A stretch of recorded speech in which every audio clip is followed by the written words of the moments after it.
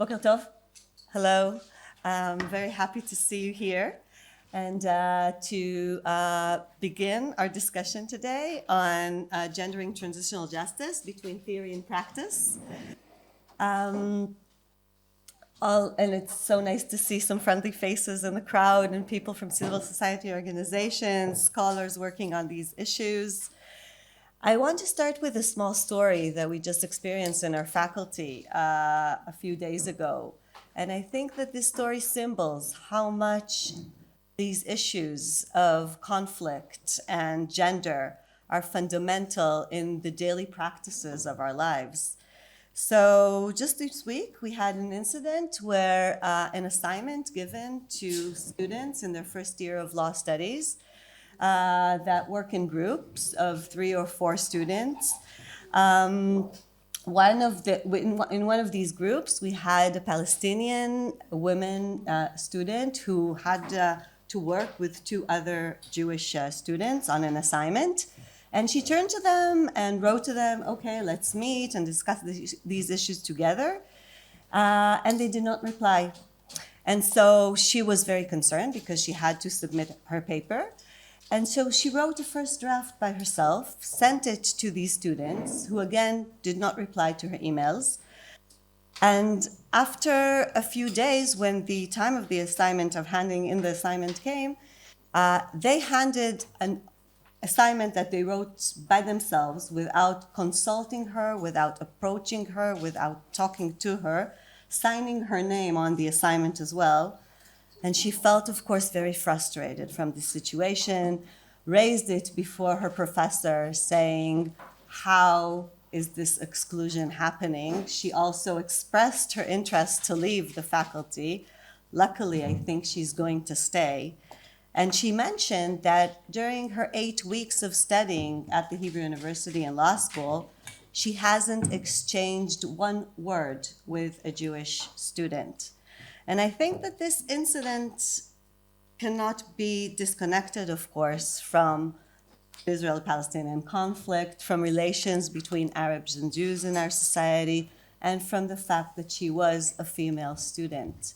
So these issues of gender and conflict are just filtered into our daily lives constantly.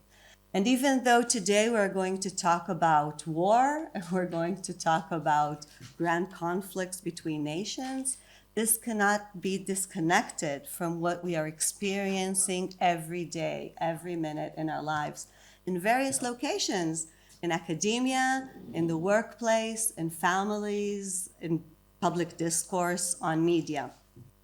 And so this series that we're launching today is all about that. We're going to talk about grand conflicts, but we also have to address these daily incidents that are part of these conflicts and use tools of transitional justice that we're going to talk about today and throughout the series to think about these issues, to think about the causes of atrocities, of pain, of suffering, of these small incidents of exclusion, with also hope that feminist discourse and gender discourse and LGBTQ discourse can bring into this discussion. We're very happy to launch this series that is a cooperation between the Minerva Center for Human Rights at the Hebrew University and between the Sophie Davis Forum on Gender and Conflict Resolution Studies. The Minerva Center for Human Rights, which I am the academic director of the center, has been working on issues of transitional justice for the past 11 years. We have a postdoctoral program in transitional justice. Each year, we provide support to students who work on these issues. We have an annual conference of transitional justice that we organize together with Tel Aviv University. It's usually during June. Please follow us and see what we're going to do this year. Last year, we had an international conference alongside a local conference on transitional justice on the same issues. We have various other activities and events throughout the year that we hold on this issue of transitional justice. We have a very interesting teaching program, which is called Multiversitat. Limor Yehuda here is one of our teachers in this program. And also a graduate of another program of Minerva, doctorate program of Minerva, where we try to bring together Arab students, Palestinian students, and Jewish students to discuss issues together and learn issues together on human rights, and work on a basis of project-based learning and problem-based learning on projects that they hand in at the end of their course. The intent of this program is to deal exactly with the small incident that I began my talk with, on the fact that Palestinian, Arab students, and Jewish students do not hold these courses within campuses, but this program and these courses aim to bring them together into mutual discourse, acceptance, dialogue, and raising their arguments, histories, and their own stories, and we do it in a very conclusive way. This series that we're launching today, which we hope will have 2 more meetings throughout this year and perhaps further in following the academic years, aims to touch upon various different aspects of gender in regards to our daily lives and transitional justice, on the Israeli-Palestinian conflict, of course, but on issues of motherhood, childhood, masculinity, etc. And it also aims to bring together academic scholarship, knowledge, and thought with practitioners coming from the studies of law and society. We know that much of knowledge and insight comes from activities from below, civil society organizations that create platforms and create various ways to address conflicts.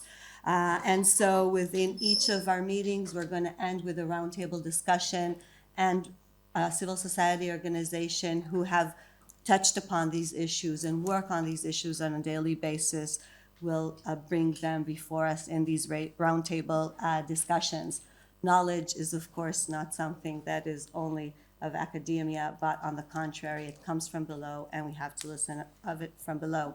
So this is the idea of the series, to bring these discourses together and develop together much more elaborated understanding of the topic at hand.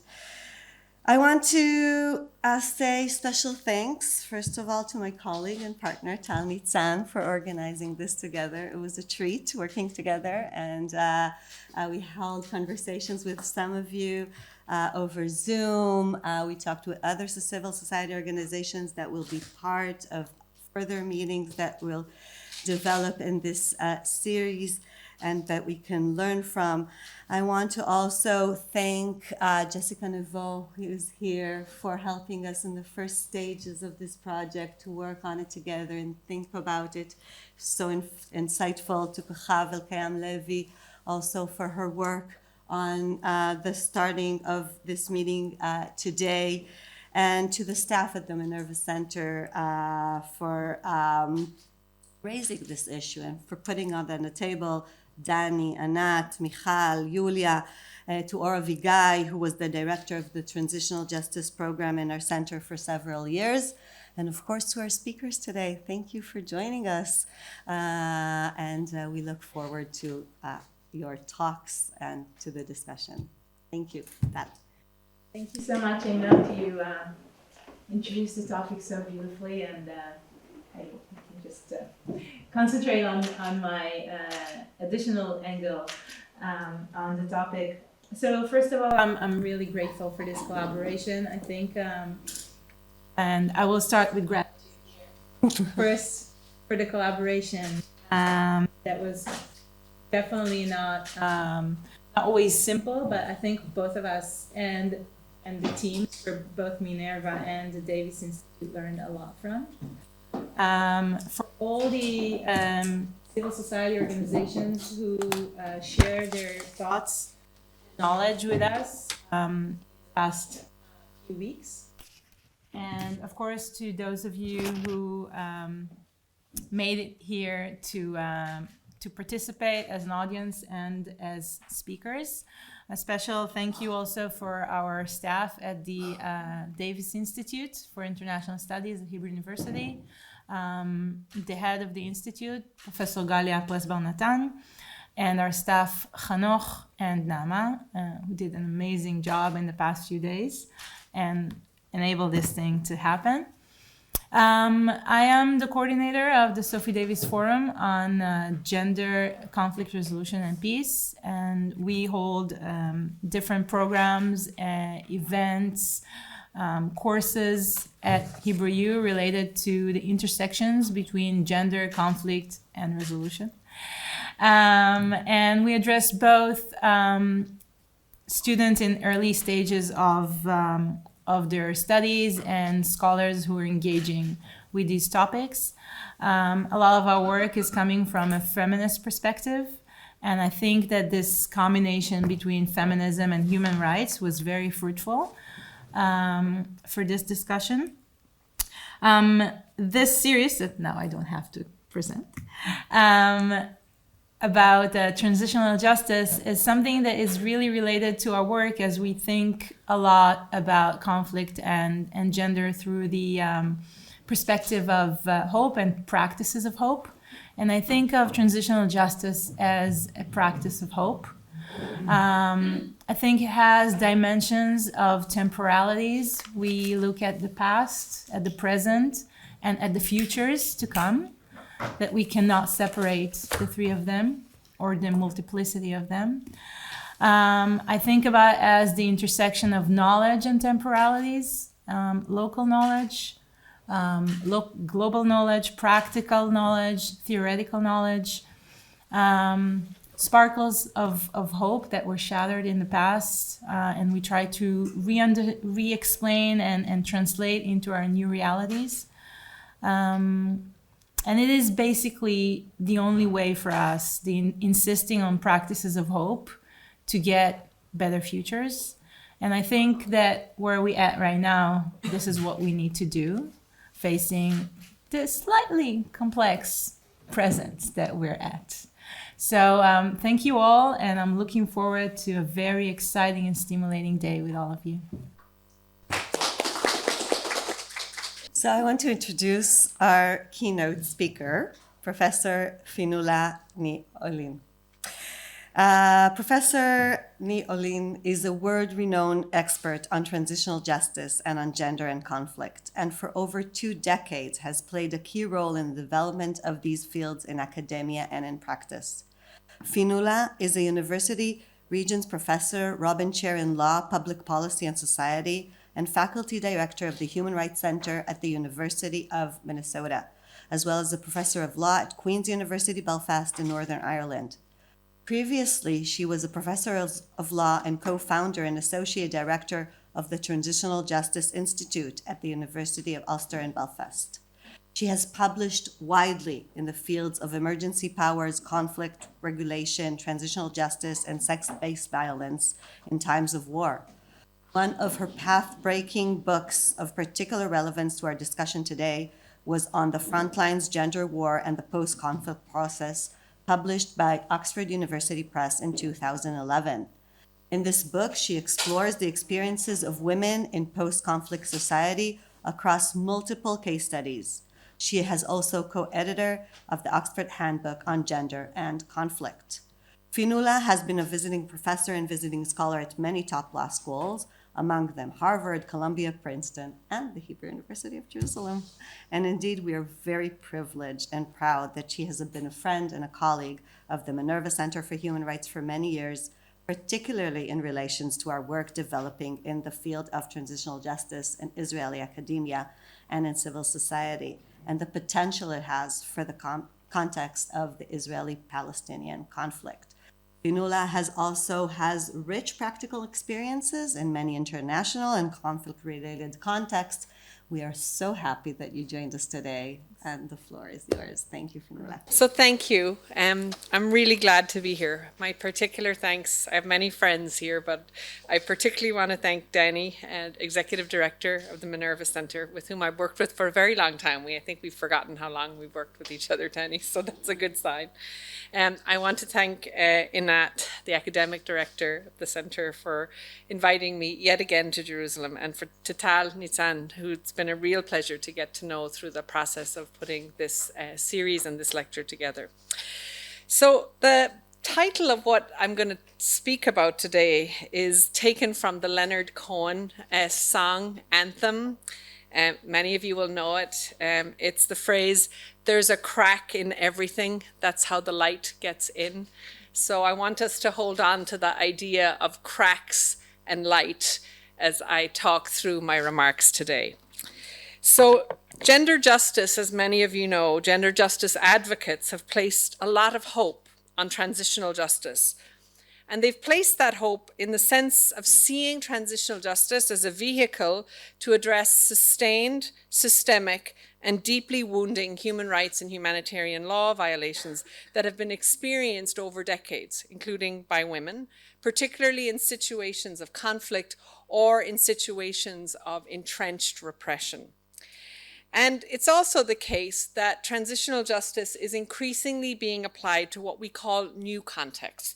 Things like institutional harm. So for example, in Ireland, we've been talking about transitional justice as a way to deal with the legacy of gendered harms in religious institutions, but also to deal with the gendered and other harms of colonial legacies in places like Canada and Australia.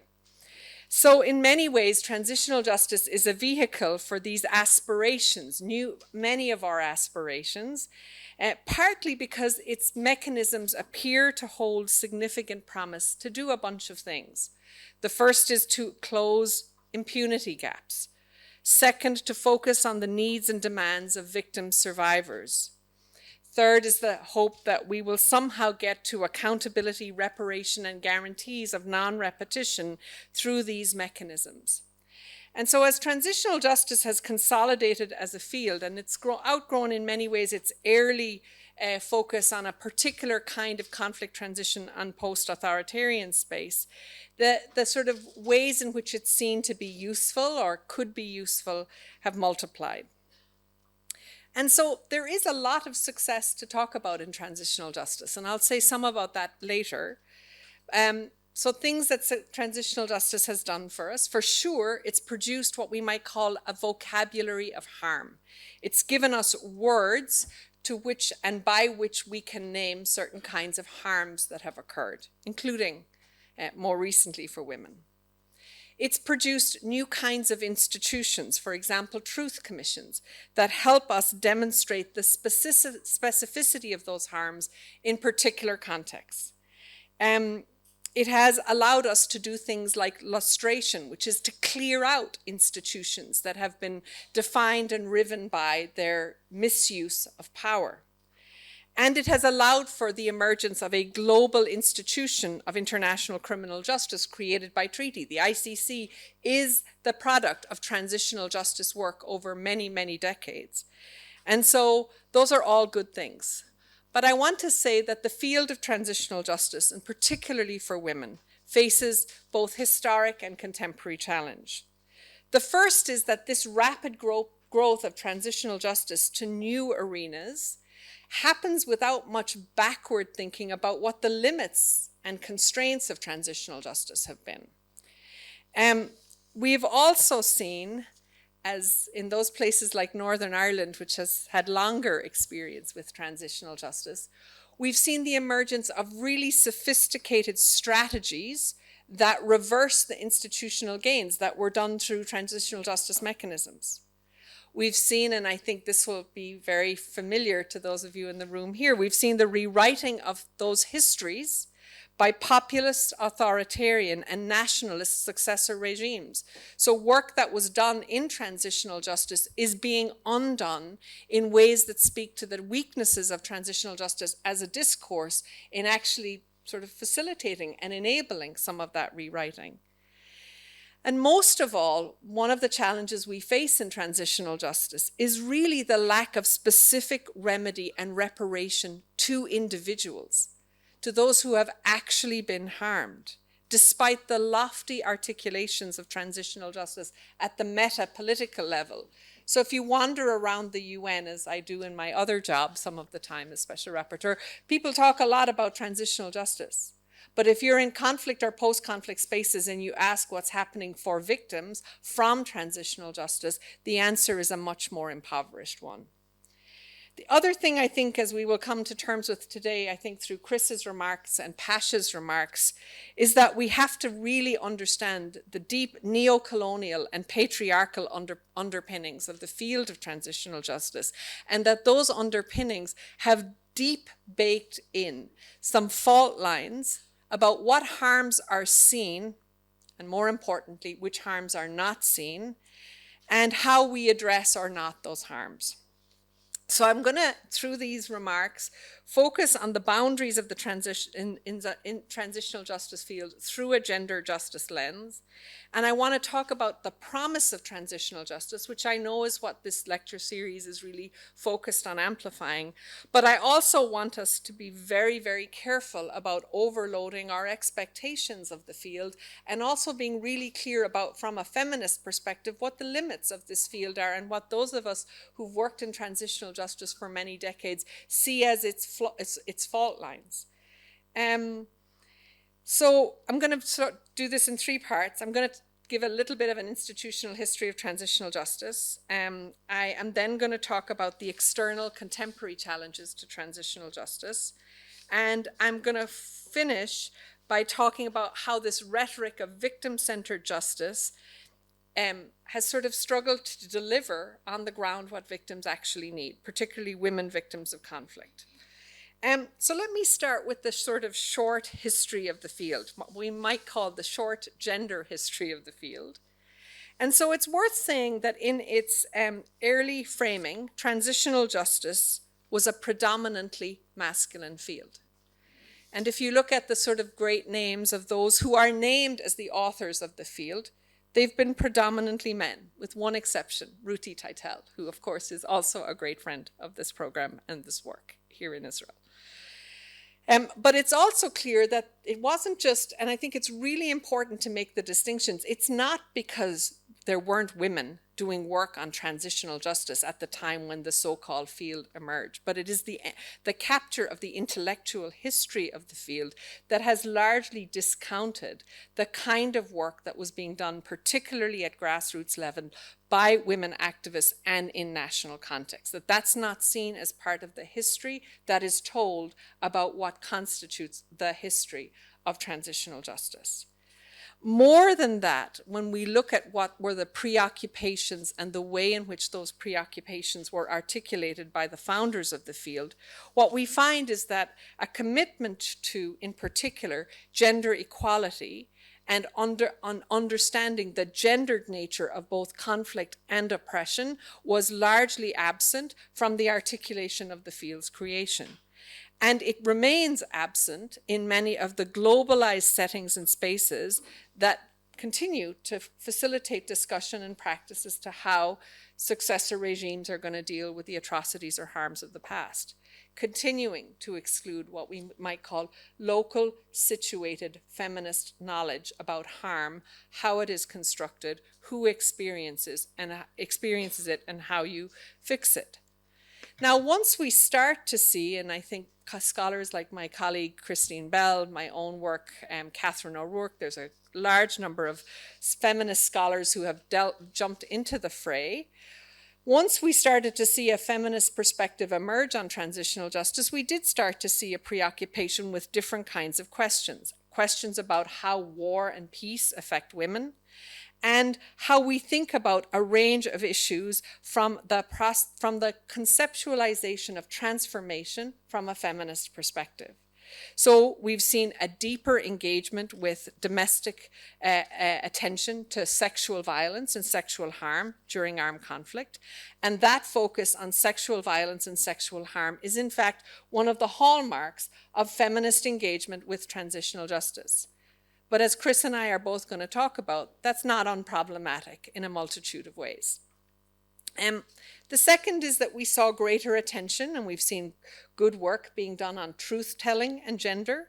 We've seen discussions about amnesty, what it means to do amnesty from a gender perspective, as well as the relationship between gender and peacemaking. All of these things have been high on a feminist agenda of feminizing transitional justice and to make that agenda of harm and institutional change more clearly reflective of feminist interests. But it also has to be said that much of that visible agenda is white, and it is Western. And what it does is that it continues to perpetuate a discourse between those who observe the harms from far away and talk about them and talk about other women experiencing them, but rarely elevates, and I think this is particularly true at the global and national level, the voices of those who experience the harm and may conceptualize it in different ways, with different ramifications and different institutional consequences. I think one of the things, as we've seen feminists then struggle with what has emerged as the kind of preoccupations of the field, is how do we name the challenges? How do we do this work of both gendering transitional justice, but also acknowledging both the limits of the field and the fault lines of the field? So let me say a little bit about what I think those really fundamental fault lines are. One is that the field of transitional justice, including its feminist critiques, has seen the ways in which the discourse of transitional justice has been captured by lawyers. And I say that as a lawyer who does transitional justice, meaning that in many, many contexts, what we've seen emerging is a legal discourse based on international human rights law, which is overly narrow, highly legalistic, and it elevates certain kinds of political and civil rights violations at the expense of addressing a range of harms, including structural harms and economic and social violations, central often to women's experience and definition of harms in these contexts.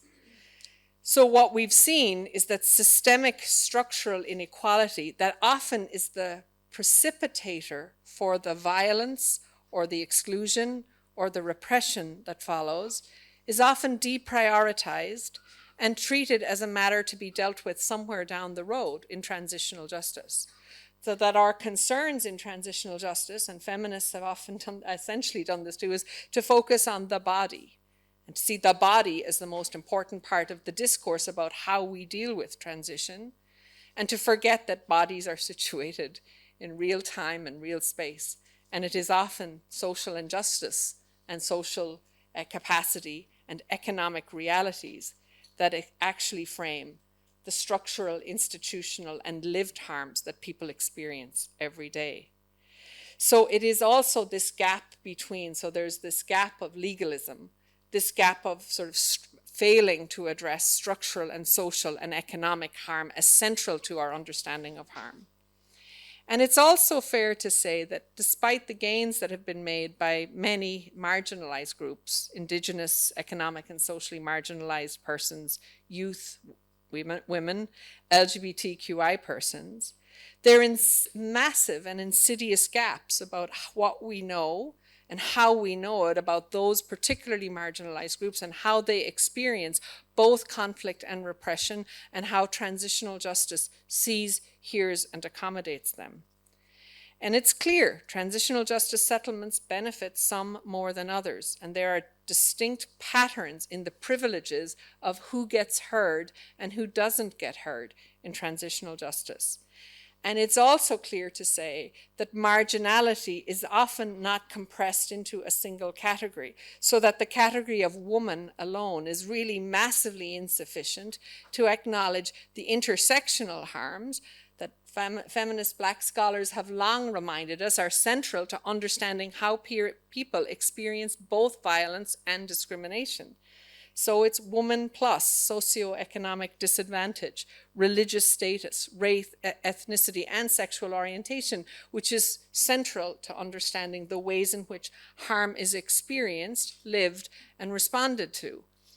And transitional justice has been very bad at doing intersectionality because, again, partly through these particularly legalistic frameworks, we tend to think in singular ways about the nature of harm and how to respond to it. So all of those speak to some of the challenges and the cost of ignoring power and identity dynamics in the ways in which we do transitional justice. I think one of the things that I have also struggled with is And I struggle with this as a lawyer who's good at doing individual rights. That's my bread and butter, right? But I think what I have long reflected on is the way in which transitional justice has fixated on women's individualized gender-based experiences, particularly of sexual violation, which I'll say a little bit more about in a minute, at the expense of a more nuanced, contextual, structural understanding of the experience of harm.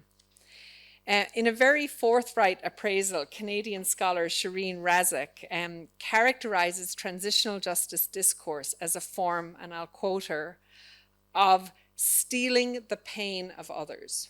That's what she describes it as, stealing the pain of others.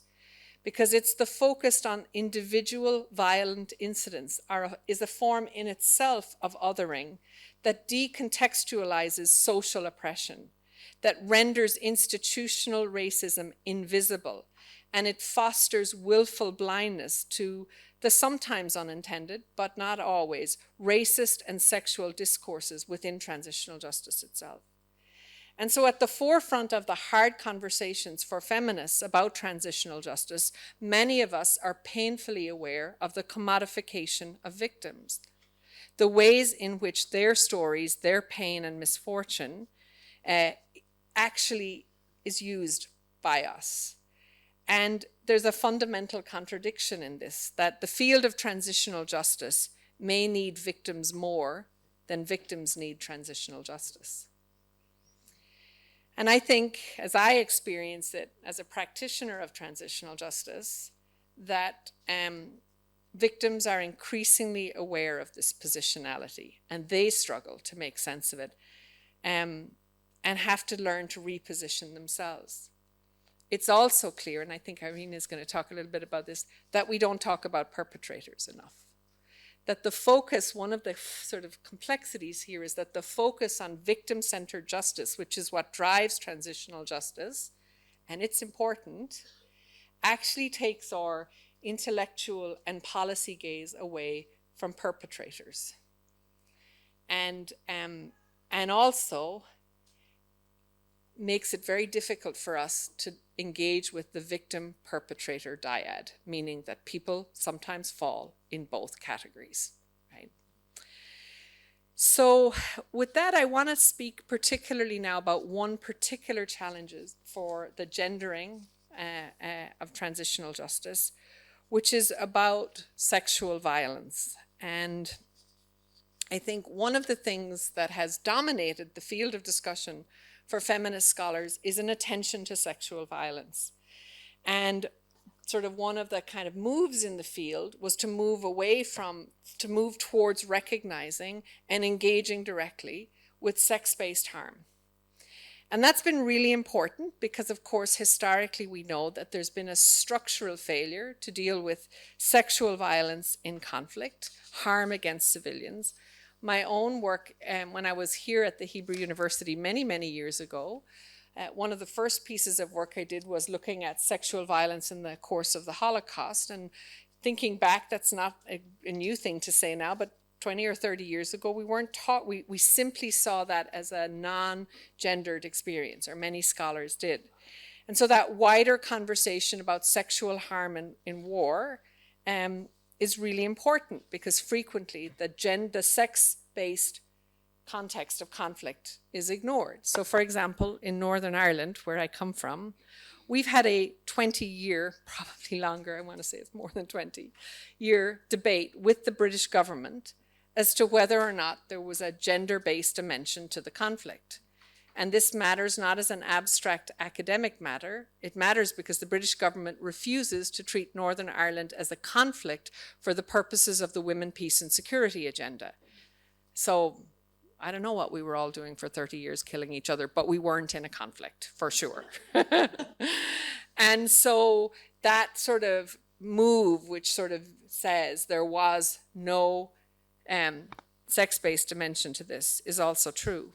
But I think it's also true here in Israel-Palestine. I think that we, and I as a scholar here, have also experienced the conversation where the argument, because there's no sexual violence to the conflict, there's no sex-based or gender dynamic to the conflict. So it's this idea that you can only talk about sexual violence or harm in conflict if there is penetrative sexual violence, and if there's not, there's nothing to talk about. And I think, as we've seen, what that does, and including here in Israel-Palestine, is that what it does is it ignores the specificity of sex-based harms for women, girls, boys, and men, including in occupied territory, which is relevant from birth to death, as the work of Nadira Shalhoub-Kevorkian, particularly on her work on birthing, which personally I found one of the most powerful indictments of what it means to experience a sex-based harm in one of the most intimate, both reproductive and gendered experiences of a woman's life, that is a sex-based harm. And we have to reposition our understanding of what that looks like in order for us to be able to see it. So it's true that we've done a lot of work, good work, on sexual violence and conflict. And we've recognized that there can be both individual and collective harms. We've extended, to go back to that vocabulary of harm language, we've extended our vocabulary of harm. We can now talk about things like, because it's in the Rome Statute, rape, forced pregnancy, forced sterilization, forced abortion, forced prostitution, trafficking, sexual enslavement, forced nudity. All of these things are enormously important additions to understanding the nature of the harm that women experience in conflict. And it's long overdue. But I think there's a number of downstream consequences from that kind of naming that leaves out some other hugely important things. Chris is going to talk about one of the biggest one, which is that the focus on gender-based harm has been allied with women only and fails to recognize the way in which men experience a range of sexual harms, including penetrative sexual harm during conflict. But it's also the case that when we focus on those kinds of specific acts of violence, what we miss is the functionality of other kinds of sex-based harm and other violences in the plural in conflict contexts, including occupation. It's the pervasiveness of attention to penetrative sexual harm over all other kinds of gender-based violations that really worries me as a scholar and as a practitioner. It remains the case that sexual violence, rape in particular, remains the primus inter pares of identified female harms. And what that misses is that it takes that a narrow, not unimportant, and I am not, to be clear, dismissing the importance of addressing rape in situations of conflict and violence. But what I'm saying is when that is the only thing you talk about and you evacuate all of the other harms that frame the experience of sex-based harm for women and men, then you're missing something enormous about the conversation of harm in conflict settings. And it has always seemed to me that collapsing the totality of sexual harm to rape entirely evacuates the broader, multiple, varied, complex experience of sexual violences in the plural, and assumes that other kinds of things are less important than non-penetrative or non-consensual sexual intercourse. And I think, and this is really hard, and I'm again, just to say that there'll be those who will disagree profoundly with this, but it is an experience of my own work dealing with victims of violence, including victims of gender-based violence in multiple conflicts, is that it assumes that in the context of sexual harm, the act of rape itself is worse than any other harm, including death. And evidence that I have seen would suggest that we should, even as we acknowledge the gravity of rape, we have to actually not accept that assumption for every woman and for every community when contextualized within the totality of harms experienced by women. Because that kind of positioning has really troubling consequences on female equality, agency, and status. Because when we say rape is the worst kind of harm, what we are in fact doing is reinscribing tropes of virtue, honor, and chastity, even as we don't understand that that's what we're doing. What we're also doing is we take away the choices of agency that women can actually make, even in the most repressive conditions. I think what it also does is it just leaves out everything else. In my own research here in Israel, I did separate research in Palestine and the occupied Palestinian territories in other years, but I did a series of interviews between 2012 and 2016 because I was interested. We were doing at the time work in Northern Ireland on tracking the relationship between intimate partner violence in the conflict with the kind of the flow of the conflict itself, meaning we were able to track, colleagues and I in Belfast, Monica McWilliams and others, were able to track the way in which there was correlation between domestic violence and heightened periods of violence in the conflict itself. And I was interested to figure out if the same was true in Israel. So I went to all the rape crisis centers and I did interviews with them and asked them to kind of, if they were mapping their data on sexual violence with kind of, you know, whether it was a particular attack or a particular military assault. And first of all, they weren't keeping the data. So I was like, how are you not tracking that data? That would seem like a really obvious thing to do. And maybe they are now. So, but the second question was the question as to whether they saw a relationship between the intimate partner violence or extreme rises of violence within the Israeli population and what was happening in terms of the military assaults or military violence to Palestinians. And their answer was no, there's no correlation. I was like, really? Well, everywhere else there's a correlation. And it's really interesting to me that you're not interested in this question, right? So all to say that when we only focus on, that's a little meander to say, but it is about the broader point about when we focus on a particular version of what sexual violence looks like in conflict, and we miss other things that are really important, both about the scale of violences in the plural, what gets defined as the harm, and how we deal with it. And it means we simply don't deal with the other issues. All right. Let me turn perhaps to some of the places where we see other fault lines. Maybe to say 2 words more about international criminal accountability for sex-based violence. So despite the fact that we do have an ICC statute with a provision, both under crimes against humanity and war crimes addressing sexual violence in conflict, actually, in terms of success, the results are awful. They're actually terrible. So Louise Chappell, who's an extraordinary political scientist working at ANU in Australia, has this, I think, her groundbreaking book is Gender Justice in the ICC. And basically, she just tracks data over what's happened in the course of the ICC's work on sexual violence. And what she shows is that actually, despite this rhetoric and a gender strategy and all of these other things, the actual practical delivery of accountability for sexual harm, even in its most extreme form, has been really limited. And it's been limited in ways that are interested, meaning that they start off prosecuting crimes, but they always drop off, meaning you lose these cases as they go through the system.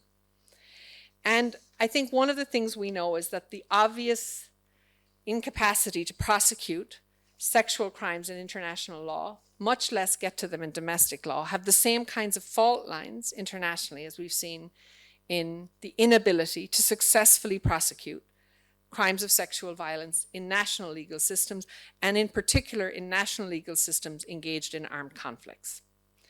And so all of that is also true about international law.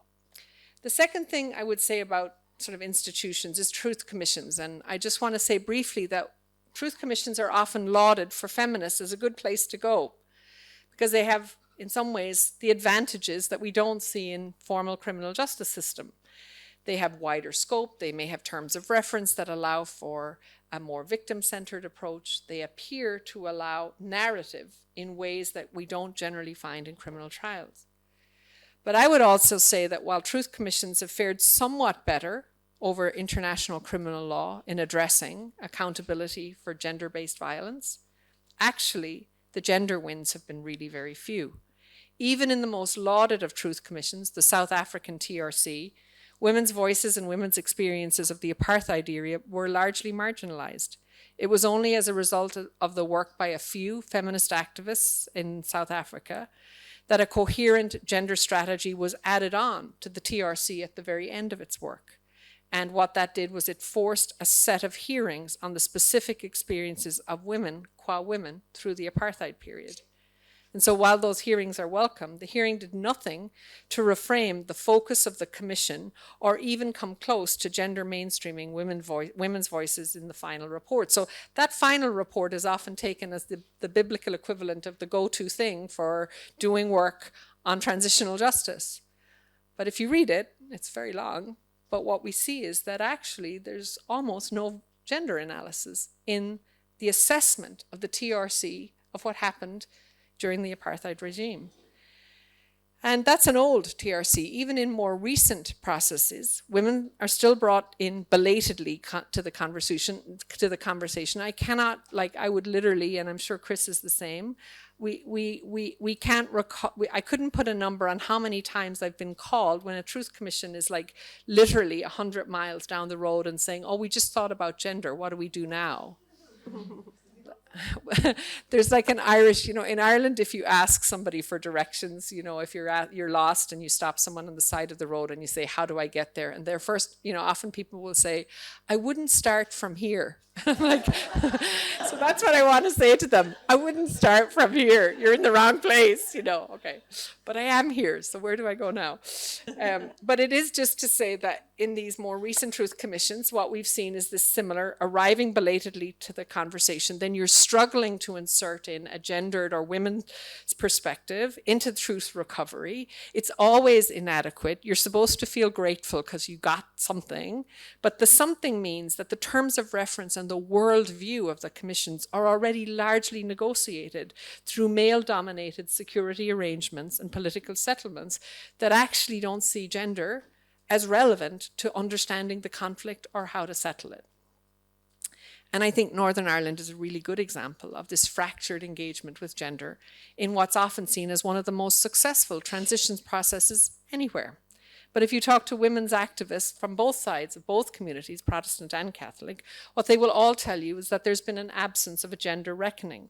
And in particular for women, women's rights have struggled to make a conversation in Northern Ireland over 20 years about what a gendered truth might look like. Why do we have the largest rates of suicide in the United Kingdom 20 years after our conflict? Why do we have the largest numbers of people on prescription medication in any part of the United Kingdom or Ireland 20 years after our conflict? It's because the trauma of conflict is deeply gendered and it has manifested itself in other ways other than indirect violence. So I think this is particularly true about minority women. And Pasha's going to talk later, but Pasha Buena Hansen's extraordinary work on Peru illustrates the ways in which Indigenous women, in particular, are left out of the framework. So you bring women in, but it's mostly white women, and it's women who have privilege, and it's women who have not experienced the worst experiences of the conflict. Those women are not deemed relevant, and the way they speak their truth is inconvenient and rarely accommodated. And that is illustrative of the broader neo-colonial patterns in truth reckoning, which survive even in those transitional processes that are seen as most transformative. So this struggle is one that we all have to engage with. In this final place of struggle, I think I just want to say also that we're facing, as well as everything else, as well as these historical problems, we're also facing this enormous contemporary backlash to the idea of truth-telling from nationalist and populist discourse, and a reality that I know is all too true in Israel today. So while these movements have unique national identities and specific prompts, what they all share is an apathy and hostility towards efforts to deliver past-focused accountability for repressive regimes and wartime, including occupation misconduct. And what it lives with is a concurrent nostalgia, and we have lots of nostalgia, including in Northern Ireland for the conflict, which may seem strange, but even 20 years later, people talk about the good old days. Like, they weren't so good. But this kind of recall of militaristic, authoritarian, and rights-purging pasts actually are deeply comfortable for many people, and this is part of the problem we face. And we see the imprints on this everywhere, from amnesties in the UK for soldier misconduct in Northern Ireland to Washington, D.C., where we've seen the willingness of multiple US administrations to put in place like absolute impunity for the events that took place after 9/11, including the continued imprisonment of 37 men in Guantanamo Bay, Cuba. I see it today when I see the targeting of civil society activists around the world who speak truth, including the 6 Palestinian human rights organizations who've been designated as terror organizations, including the Women's Committee. The Women's Committee, which does the work of supporting women's divorces, domestic violence, and the functioning of kindergartens in the occupied territories. And interestingly, that organization has been the one that has had the hardest time. When their organizations, when their offices were raided, all of the documents were taken, including all of the intimate documents about those women who were the clients of that organization. So this focus on destroying civil society is part of this space that we're in. And we see the sort of global movements advancing in international law, including with the Russians, the Chinese, and the Americans under President Trump refused to use the word gender in discourses, including in the Women, Peace and Security Agenda. Resolution 2467 is worth noting. It was passed in August 2019 under the former US administration, supported by Russia and China, avoids the use of the word gender, and also takes out all the language on reproductive health for victims. So it tells us the state of the universe we're in as global conservative ideologies are sort of coalescing around gender as a place where they can push back against truth and accountability. So I'm going to close, I'm over time, and just say that I think we have to address all of these implications and layeredness when we think about transitional justice and gendering transitional justice in the context of Israel and Palestine. While not closing off the capacity to deploy transitional justice to this context, which to me has been defined by silence over harms, by a failure to recognize the layered gendered harms, particularly of occupation, and the gaping holes that exist in the narrative of understanding what it means, in particular as a woman in Palestine, to grow up from cradle to birth, from birth to death, in a situation of occupation, to live your life in that context. So if we're going to grapple with that, we're going to have to grapple with the gender of that, but also the limits of transitional justice in doing this work. And so I'll close by saying, even as we do that, we have to be careful that when we move to transitional justice, that what we don't do is essentially move out from the rigor of the regular law. Because it's often seemed interesting to me that countries who have functional rule of law systems are choosing to embrace transitional justice because they actually don't want to do the hard law stuff of holding people accountable for actual crimes and civil obligations and using the full force of the law. And I think for women, we need to seriously think about the fact that we've had soft law for a long, long time. What we've always argued for is the application of the actual law in its absolute sense to us too. So I think we want to really think about, in a context where transitional justice was created as a compromise on the absence of law, that transitional justice from its very inception was understood to be a lesser justice, lesser than the full quota of the system, because there was an absent legal system. So we shouldn't over-romanticize what transitional justice does. It's not. It was always a compromise. It is a compromise.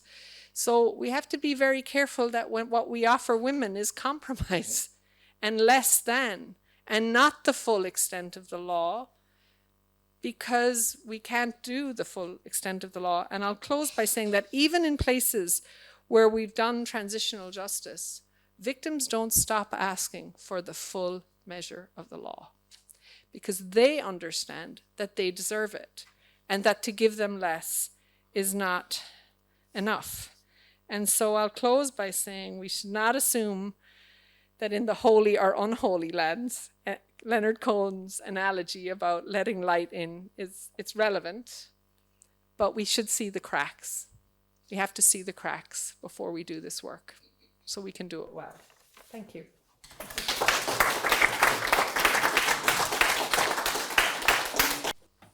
Wow, what a wonderful and fascinating talk.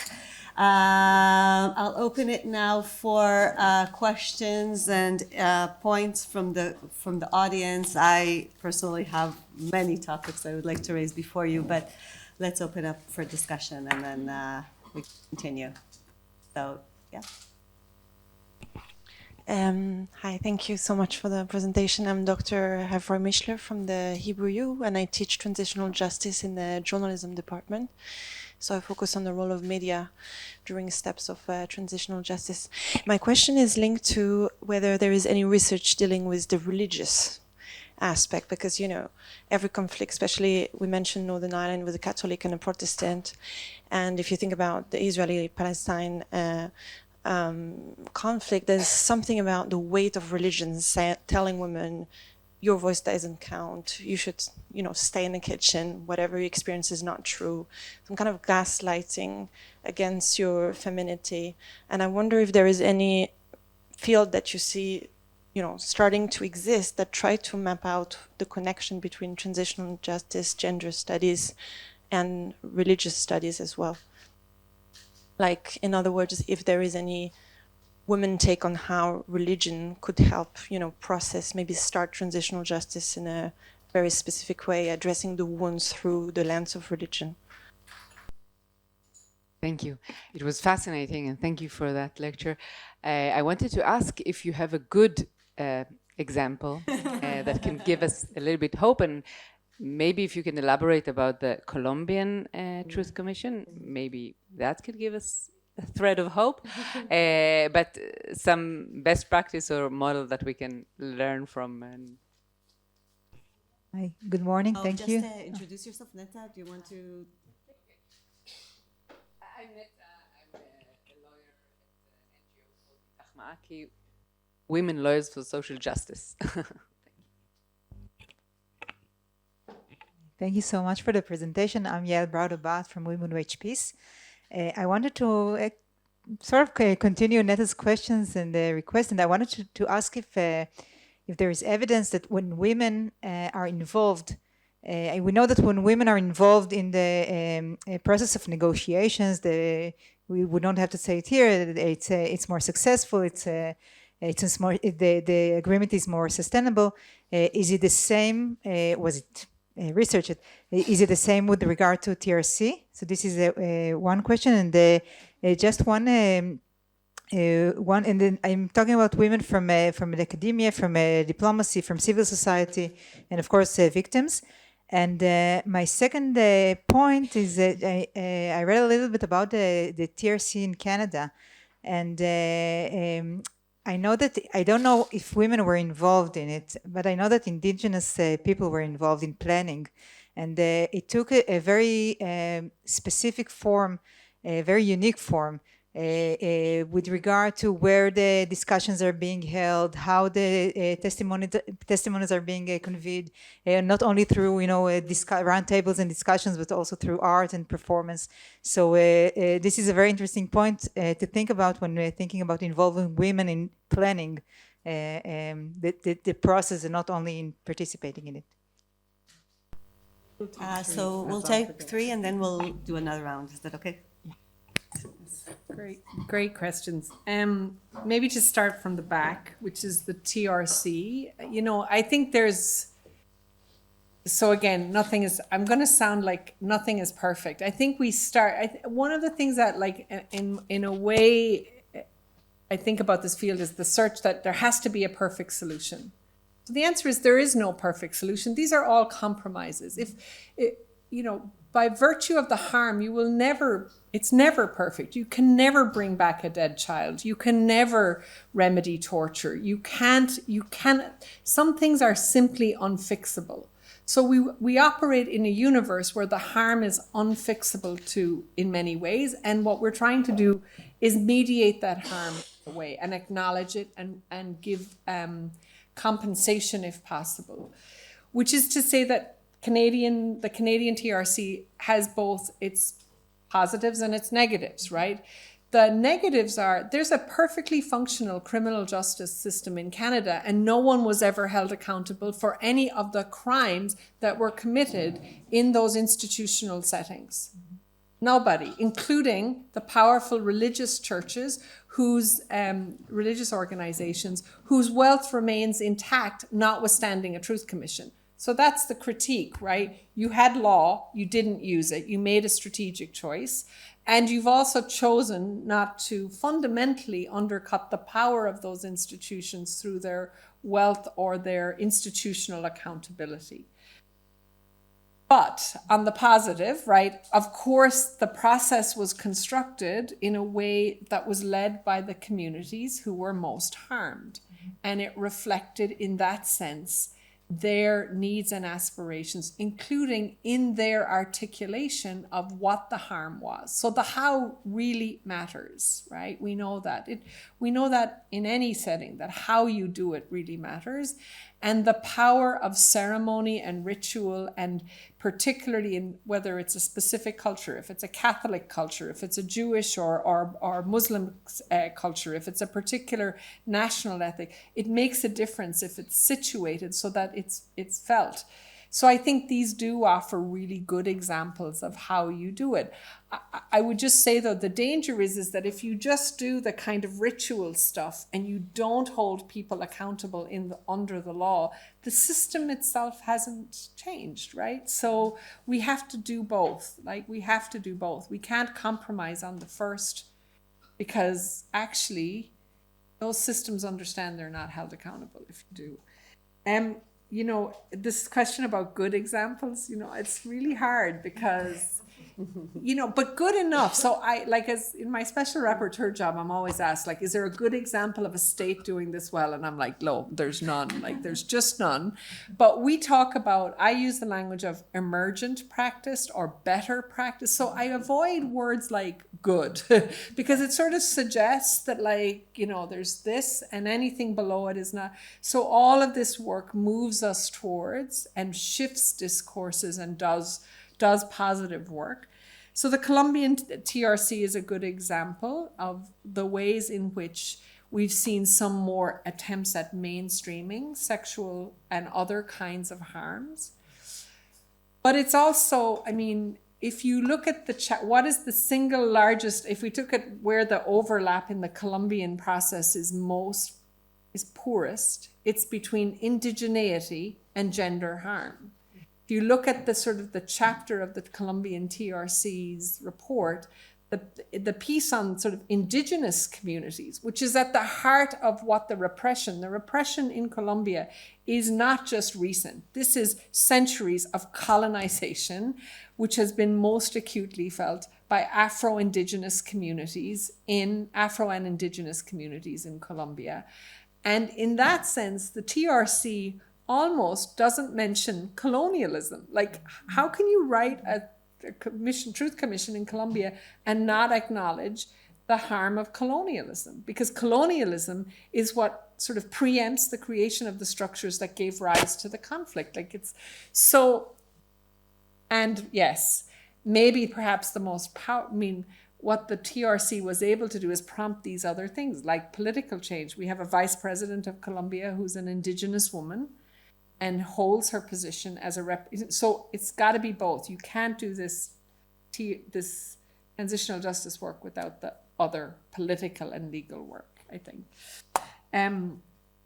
Gender and TJ and religious, super interesting question. I don't know that there's a field of study per se, but what I will say is that some of the most interesting work we often see being done in communities that we disregard. We don't think of religious communities as relevant to these conversations, and because often they don't fit into our kind of liberal model of how we do transformative work, right?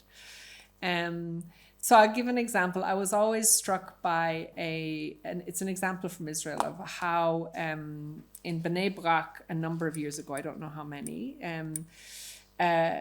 a process was started where women were authorized by rabbis to give advice to women who were about to get married, right? So historically, this wasn't true, that there wasn't a system of women essentially giving sexual and reproductive as well as other information to women who are about to get married. So we don't think about that as a feminist space necessarily, because we think, what is that space? That space is some religious women talking to other religious women, and so like it's not really relevant to us super advanced feminists because we're doing better stuff.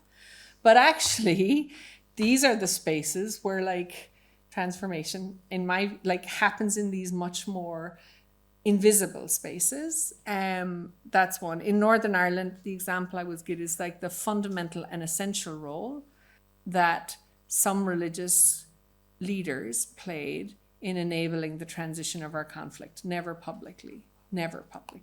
Who talked to the IRA? Who was talking to the non-state armed groups? Well, the British government was talking to the non-state armed. For 30 years, they say we don't talk to terrorists.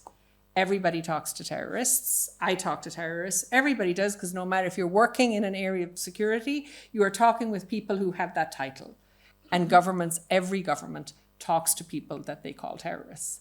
So, and some states are engaged in acts of terrorism. So exactly that this point that we, I suppose, think about the role that religious communities have played in the most difficult spaces, being the bridge to conversations that cannot happen otherwise. So I think that piece of it is actually well recorded. The other piece of the sort of overlap of the three, probably lots of it happening, but nobody's taking notice of it. So we'll have 5 more minutes. Is that okay with the schedule? For another round of questions. So yes, Chris, and then.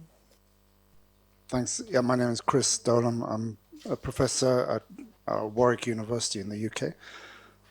And I don't want to preempt my own presentation, but I wanted to kind of echo something that Fionnuala had raised about the extension of the vocabulary of harms, but also to point out just how that itself has become so gendered, and the extension has become so gendered. And so we still see up to now the office of the Special Representative of the Secretary General on Sexual Violence in Conflict, that office conflating rape and sexual violence every single day as if they were synonymous.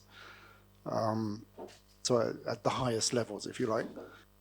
And at a more kind of grassroots level, we had the experience when I was still working in Uganda of wanting to do some screening of people for what we called a screening for war-related harms. So when we went to the refugee settlements, and we're trying to explain, like, so, of course you have to introduce yourself, and you have to say, we want to do we're collecting information about such and such. We didn't use the language of war-related harms. We thought, we'll just talk about, we want to hear about your experiences of violence. And not a single man turned up. Why? Because violence had become sexual violence. So violence was code for sexual violence, which was something that was understood to only involve women. And so even the language, even the word violence had become so gendered that we couldn't use it anymore. And we had to change it specifically. We want to hear about your experiences of war.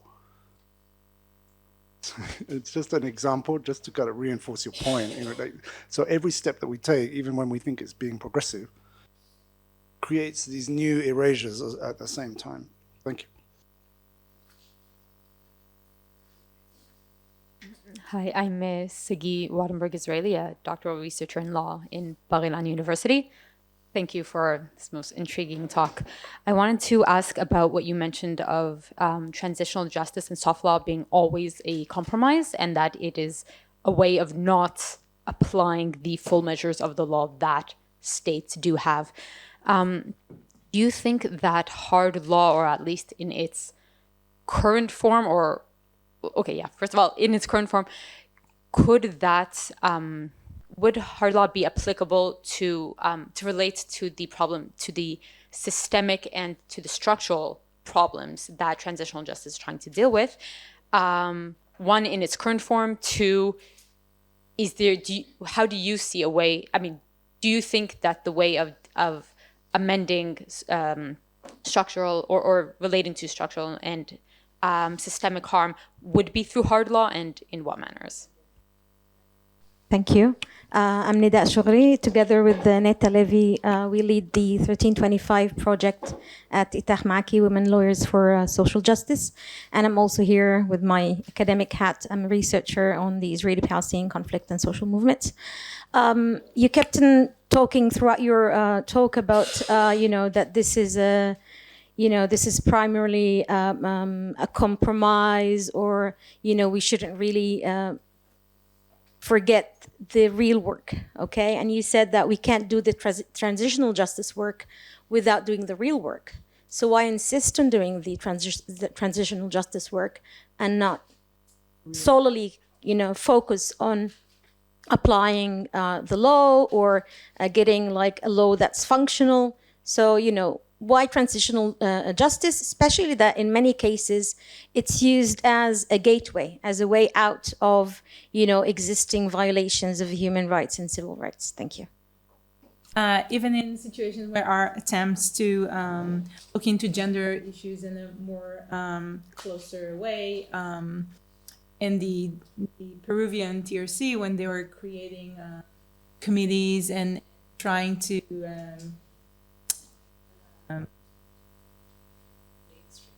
not mainstream, solicitate women's testimonies. They created discussion groups for women, and it's because the understanding that women and harm, women victimhoods are so associated. The idea was that we put women together in the room, and then we'll get the true story, failing to understand that some of the women are perpetrators. So this is part of the complexities that we often ignore when we constantly going forward and forget to unpack our own assumption.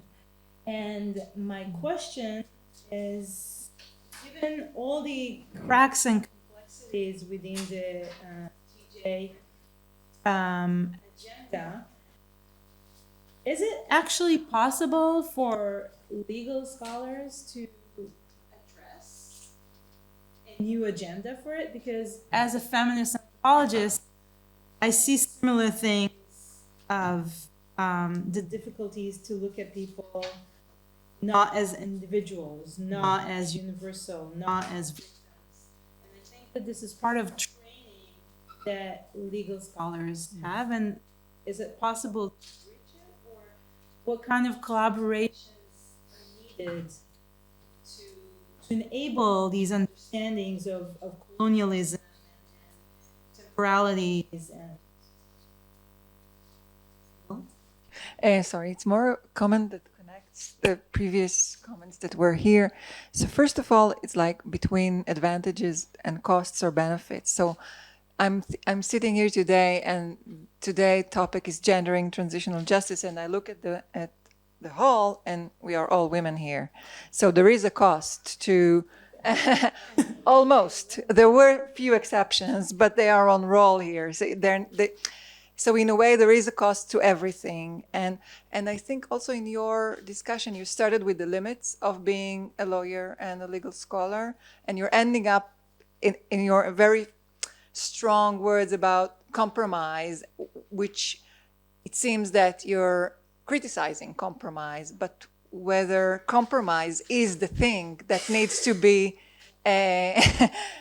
promoted, because we must have compromise because the world is so complicated and we need to compromise with power and also. So I'll add one last point of my own, and then you can just address whatever you plan to address. But I'm looking at, the point that you made, which I totally agree with, about the focus on rape, that leaves out everything else, and actually puts aside all other sorts of harms when discussing also issues of gender, etc. And the point that Chris made in that remark. But actually, when we're looking about women's harms, for example, in conflict, then we talk about autonomy restrictions, poverty issues, motherhood, issues of of female health that are not addressed on various different levels. And even if we start naming these harms and looking at them, are transitional justice institutions that were developed to think of those other sorts of harms of conflict, harms of rape, can even be built or adjusted or thought of to even capture in this broader perceptions of harms, because they are very much in tight connection with legal boundaries and with legal thought. And even though there's soft law, I'm not sure we have even an imaginable institution that can deal with all these very important gender aspects of harms. Yeah. Super, it's a lot. Maybe just to say about Peru. So Peru's really interesting on many levels, not just about perpetrators, but it's also that if you look at the TRC on Peru, the official report hardly mentions sexual violence against men. And about 10 years after the Peruvian Commission was finished, a young US scholar, and I'm going to forget her name, Chris might know it, Michelle Levy is her name, went back into the transcripts, and she used the word, she realized that there was just no reporting of sexual violence, but she had an instinct that there had to be there because it was there, because there was a knowledge, and so she went back in and she looked for the word in Spanish, abusar, which is to be abused, right? She realized, looking at the coding of the men's testimonies, that this word kept coming up, abusar. And then she went back and re-interviewed. And it became clear that that word was the code for sexual violence. Like, men weren't going to say, I was raped, but they were using these other words. And so it's actually when you do this work that you understand the coding that people have about what happens to them, not just around sexual violence, but around a range of harms. And I will say, just on compromise, I am not against compromise. The reality is that we live in a world where compromises must be made all the time. But it is to acknowledge that those who are the subject of our compromises are not those making them, meaning we make compromises for others who will get less than they should for the harm that they have experienced, because we recognize that we need to make compromises. That's the truth. So it's not that I'm against compromise. I think we have to make decisions that involve compromises. But I would also say that this challenge of compromise requires an acknowledgement that the soft won't always be enough. The soft won't always be enough. That people come back, victims don't forget, communities don't forget, they come back. So states think, we had that truth commission, we're done. And now what we're seeing in old truth processes is communities coming back and say, that truth commission you gave us 20 years ago, we're kind of not happy with it now. It didn't get to the things that we are now able to say we needed. So to me, then it's about saying it's not a one and done. We're in these processes that continue to play out, of which at a certain point you make a compromise that gets you something, because that's what you can do, but it's the acknowledgement that you need more, and you need the hard stuff. The hard stuff is you need criminal accountability for some things. As a lawyer, I say you need to hold people criminally accountable for serious violations of international law, for genocide, and for crimes against humanity. That's a non-negotiable, period. And not always achievable, but as a position of principle, that's where I would start. But to Anat's question about how do we get at these other things in law, so maybe this is an example of good practice. So there are some agreements. So the Colombian agreement, what's the most transformative part of the Colombian agreement? It's not the TRC. It's the redistribution of land in Colombia. That is the transformation, which is legal.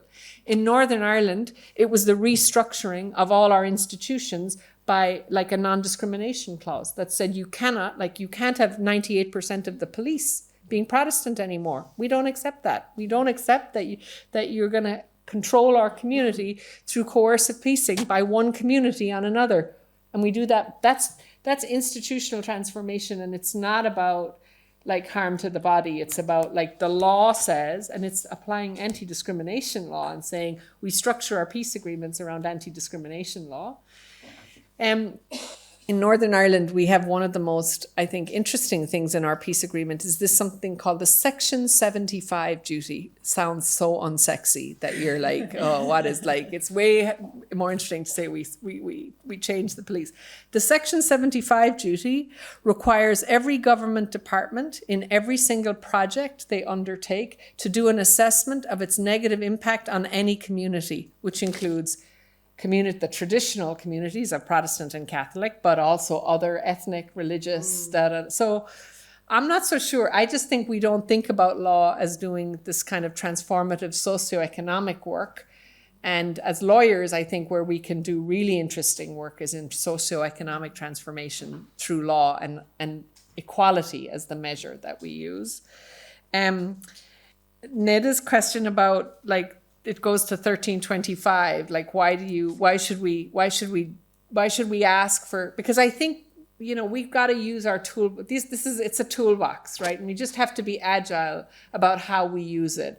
And we will do some work in TJ, and I've seen the uses of TJ, but I would also say, well, but here's the limits. So let's just be clear let's be pragmatic and understand what the limits are, and also not sell these processes to the communities who've been harmed as somehow like magic, because they're not. And those communities understand exactly what they're being sold. They know it better than we know it. On 1325, I'm pretty cynical. I mean, I was in New York in October, and the one thing that 1325 does every day is every state gets up in the Security Council and says how much they're doing for women. They're bombing Yemen, but they're doing stuff for women. They're like crushing dissent in Ukraine, but they're really good on women, peace, and security. They're occupying the occupied Palestinian territories, but they're great on WPS. I'm like, enough already. Like, so for WPS, there is this central question for women activists, which is, what have we compromised to be in this security space? When you pretend that you protect us, and you pretend you're doing things to end conflict, and you can't even get like 2 Afghan women onto the negotiation for Doha when the US sells Afghanistan to the Taliban. So like, I think we have to say in this, I think there's a real question for women activists on WPS is like, okay, are we going to do this anymore? Or are we going to go back to our old peace activism and say, like, just let's stop those wars? Because this deal that you gave us is not such a great deal. Anyway, that's my, don't get me started. Let me say though, I think, but let me close by saying, I do think that the point, maybe close on the last point, which is the point that Tal raised about lawyers. This isn't a space that's the best outcomes here are when we have lots of different people in the room from different spaces, lawyers, anthropologists, political scientists, feminist scholars. Like, how do you do transformative process? You do transformative process by having lots of different people in the room in every like space that they can maintain. So stop. We need coffee. Thank you.